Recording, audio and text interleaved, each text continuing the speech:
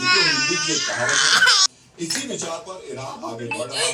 जिस तरह ट्रंप कभी बातचीत का दम भरते थे और कभी हमला करने की धमकी देते थे, वैसी आरागची जिनेवा में आरागची ईरान के उस परमाणु कार्यक्रम की बात करेंगे जिस पर अमेरिका और इजराइल को एतराज है। जिनेवा पहुंचने से पहले आरागची ने यह संकेत दिया था कि अमेरिका से बातचीत के लिए ईरान परमाणु बम के लिए यूरेनियम के संवर्धन को रोक सकता है। इस बयान से लगा कि शायद ईरान अब ट्रंप के सामने झुकने को तैयार है। मित्रों, यहाँ ईरान दाव चल रही है। बातचीत से पहले यूरेनियम संवर्धन रोकने पर सहमति जताने का संकेत तो दिया, लेकिन जब बातचीत की टेबल पर पहुंचे तो अल्फाज बेहद सख्त हो गए। जिनेवा में मीडिया से बातचीत करते हुए सामने के दूत ने ट्रंप को क्या पैगाम दिया, ये भी आपको गौर मैं दोस्तों को बता दूंगा ऐसे करना लोग।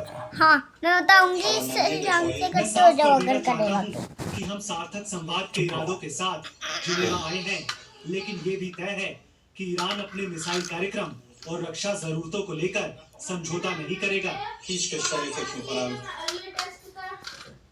12 सेकंड के इस छोटे से बयान में ईरान के विदेश मंत्री ने ये बता दिया कि अमेरिका के साथ जो 36 का आंकड़ा है, उसमें ईरान पूरी तरह बैकफुट पर जाने के लिए तैयार नहीं। ईरान के साथ साथ इन दिनों ट्रंप का बयान ध्यान एक और मिशन पर भी है। ये मिशन है ट्रंप का वो पीस बोर्ड जो गाजा के लिए बनाया गया है।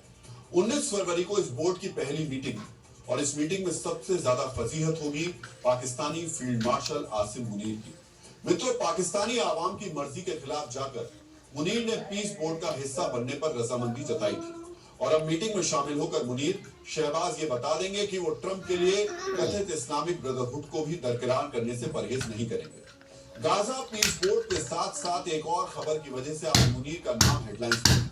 मित्रों, आज पाकिस्तान और तालिबान दोनों ने बता दिया कि किसने कौन सा खेमा चुना है। अंतर्राष्ट्रीय मीडिया रिपोर्ट्स में बताया गया है कि 14 फरवरी को मुनीर ने जर्मनी में अमेरिका के इंटेलिजेंस अधिकारियों से मुलाकात की और ईरान से टकराव की स्थिति में अमेरिका को पाकिस्तानी समर्थन का आश्वासन दिया। दूसरी तरफ मुनीर के दुश्मन बन चुके अफगान तालिबान ने ऐलान कर दिया, अगर अमेरिका ने हमला किया तो तालिबान पूरी ताकत और शिद्दत के साथ ईरान का साथ देगा।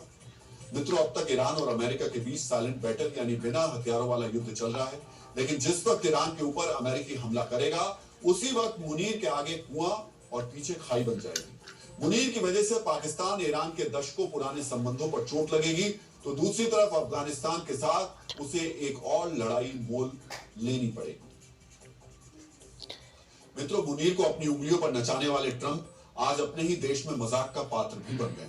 ट्रंप के अस्थिर बयानों और अराजक नीतियों की वजह से आज अमेरिका के पूर्व राष्ट्रपति बराक ओबामा ने ट्रंप सरकार पर बहुत सख्त टिप्पणी की। ओबामा ने ट्रंप को जोकर बताया। मित्रों, एक इंटरव्यू में ओबामा ने कहा कि ट्रंप सरकार को अगर जोकर कहा जाए तो गलत नहीं होगा। इस सरकार में शामिल लोगों के अंदर से शर्म खत्म हो गई है, उन्हें सार्वजनिक जीवन को जीने का सलीका तक नहीं आता है। अमेरिका में ऐसे जोकरों वाली सरकार इस देश का दुर्भाग्य है। मित्रों, राजनीति शास्त्र में कहा गया है, elect a clown and a witness a mockery। इसका अर्थ है, किसी मस्करे या गैर गंभीर व्यक्ति को सत्ता मिलेगी तो उस देश के सिस्टम के साथ भद्दा मजाक होना है। ओबामा ने